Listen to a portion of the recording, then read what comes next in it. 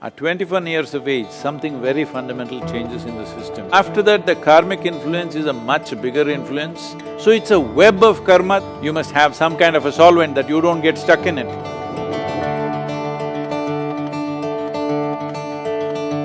Thank you, Sadhguru. So, following along the previous thoughts that you expressed about the memory, is this the genetic memory that dominates, or is the karmic memory that dominates?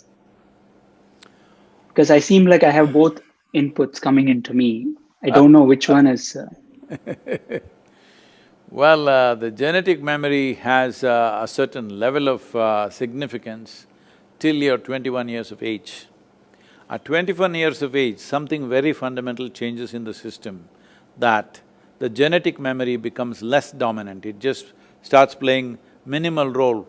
Many parents are surprised how the children who were so attached to them just some time ago, suddenly they cross 21 years of age, suddenly they cannot relate the same way with their parents simply because their genetic memory becomes at a lowered scale of function once 21 years of age is over. This is nature's way of building up a kind of a safety mechanism for our growth, because a human child doesn't come like other animals. Other animals, 90% of what they should be is already fixed by their genetics. Only 10% of evolution in their lifetime, that too they can either exploit it or not. But with a human being, only 10% is fixed, 90% is left to individual human being. Because of this, the early stage of development for a human child is much more fragile, needs much more atmosphere, needs much more nurture, because 90% has to be created, only 10% is already there as a standard. So, by 21 years of age, your genetic influence would have come down significantly unless you're very unnaturally attached to your parentage, either because they have too much wealth or or because they're very dominant, or because you admire them too much, whatever. Otherwise, the genetic influence will come down naturally. So after that, the karmic influence is a much bigger influence than the genetic influence. When we say karmic influence, we should not… because there is this wrong perception that karma means it was only talking about something that comes from elsewhere from another life or whatever. It's not like that. From this morning, from the time you got up to this moment, your body is doing its own physical karma, mind is doing its mental karma, emotion is doing its emotional karma, energy is doing energetic karma. Every moment, in wakefulness and sleep it's happening. But let us take into account only the wakefulness. From the moment you got up till now, how much of these four aspects of karma have you performed consciously? If you look at it, I don't want to ask you the question, I would normally ask, but with you are all doctors, I won't ask you the question, I will just say this, you please analyze this yourself.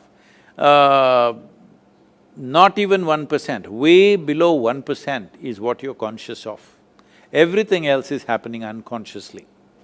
Or in other words, instead of using the unconscious word, which is a kind of a negative word, let's say you're happening automatically.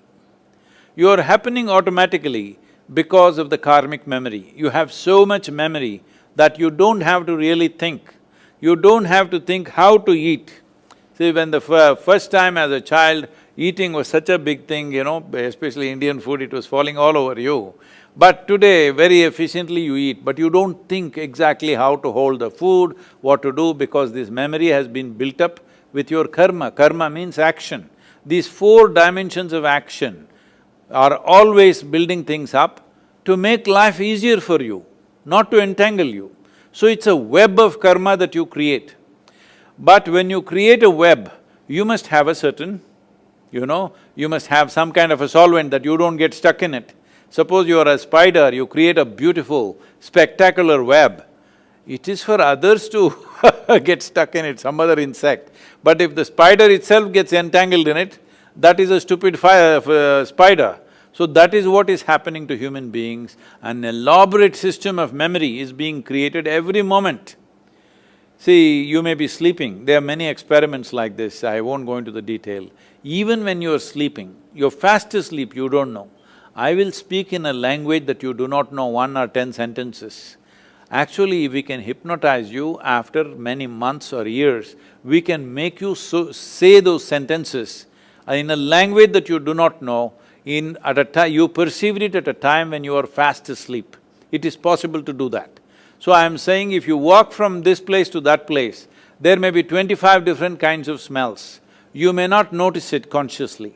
Only if it's very acute, either it is very bad or very good, you may notice it, otherwise you don't notice it. But in the sensory system, all that is recorded. So without knowing why, without actually mentally or intellectually articulating it, you just don't like to go to certain places. Maybe it's the smell, maybe it's the vision, maybe it's the sounds, maybe it's just the energy there, whatever it is, your four dimensions of karma, physical, mental, emotional and energetic karma, is always building an elaborate and spectacular web for you.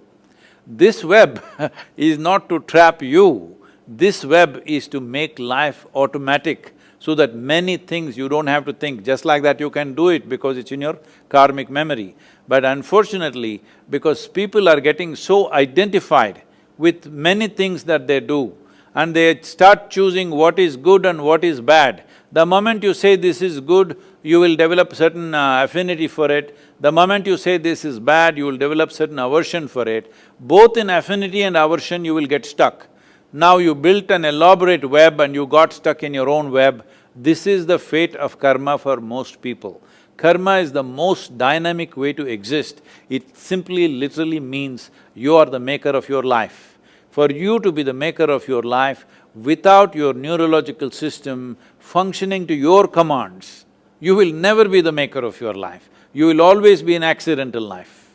So if you move away from being an accidental life, the people who are experiencing unnecessary levels of anxiety and fear and things on a daily basis, a whole lot of medical professionals are going about saying, these are normal things, you're anxious, it's normal, even I am also anxious. This is not the way to make a human being. A human being is capable of being above this. We are considered as human beings.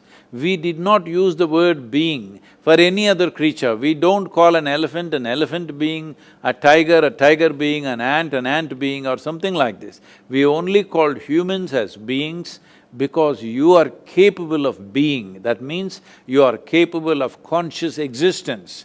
That means you are capable of using every faculty that you have the way you want, not in reaction to what happens around you, but by conscious response.